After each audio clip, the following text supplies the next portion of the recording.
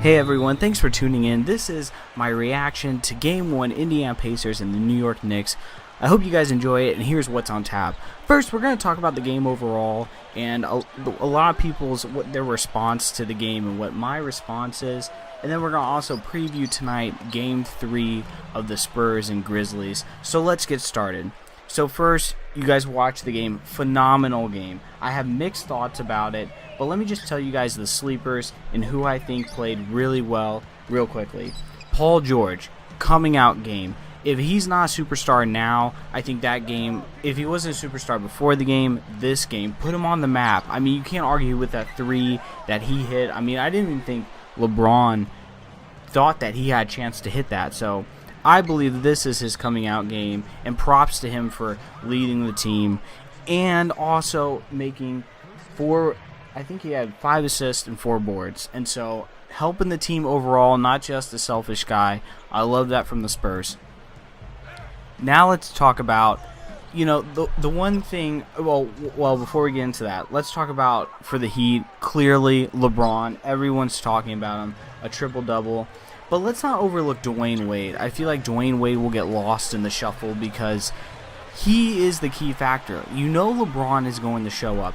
But Dwayne Wade had 19 points, 6 boards, and 5 assists. So let's not overlook him when we talk about LeBron and the Heat, because if he doesn't put up those 19 points, then you can argue the Heat aren't in it. Now, Birdman, excellent game, 7-7, 3 blocks, 1 steal. He showed up, and he is such a crucial pickup, and I support the GM so much and what he did with picking up Birdman. He is going to help that team with their championship run. And some say if Birdman wasn't in this game, Miami might not would have won. I'm just throwing that out there, but that's how I feel.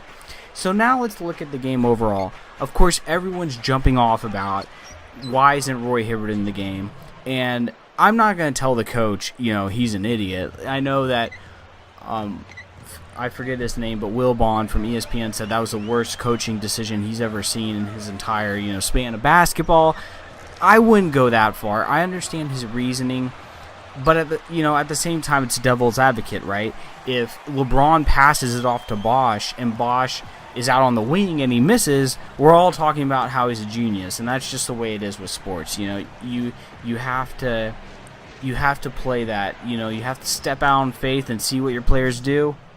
And that's what happened. But I wouldn't bash him so much. Let's break down the game, and here's how I see it. For Miami Heat, great win.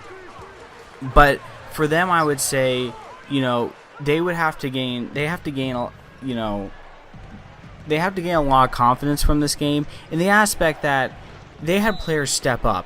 And I don't think it's so much on the big three when you have Birdman stepping up and you also have Ray Allen. I don't think he's going to miss free throws, which allowed Indiana to stay in the game. It was sort of Miami's own rust that allowed Miami or Indiana to stay in the game. So I wouldn't necessarily, throw out Miami and say that this is a series now. I think Miami had some rust, and I think that allowed Indiana to stay in the game.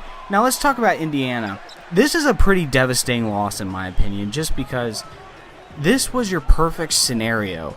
Not only was Miami a little rusty, LeBron only got going really in the second half and he picked it up, but Ray Allen missed the free throw to allow them to stay in the game. Paul George hits a huge 3. Not only that, Paul George gets fouled by Dwayne Wade, which I don't think was a foul. I was actually shocked they called that.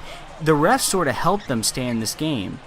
And this was your best shot to pull off a win. I really do believe that. If you're not going to get a win when everything's going your way, what makes you think that down the line they're going to have something, they're going to have a better opportunity to win?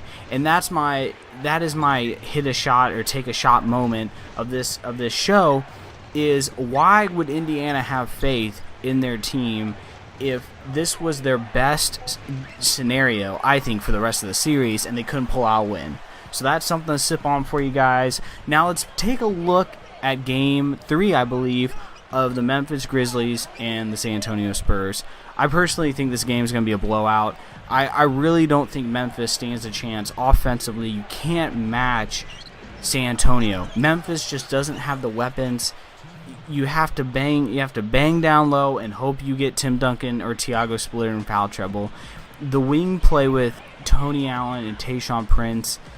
Tayshaun Prince is a shell of himself, and he's a great player, he's mature, but they don't have enough firepower. And again, I harped on this last show, I'm going to keep going on it. If Memphis can barely skate by Oklahoma without Russell Westbrook, why is this going to be a series? Why do people think this is going to be a series? I believe it's going to be Miami and San Antonio. That's what you're looking at. And really, I mean, if that's the matchup, this is my last thought, and then I'll let you guys go. This is a real changing of the guards.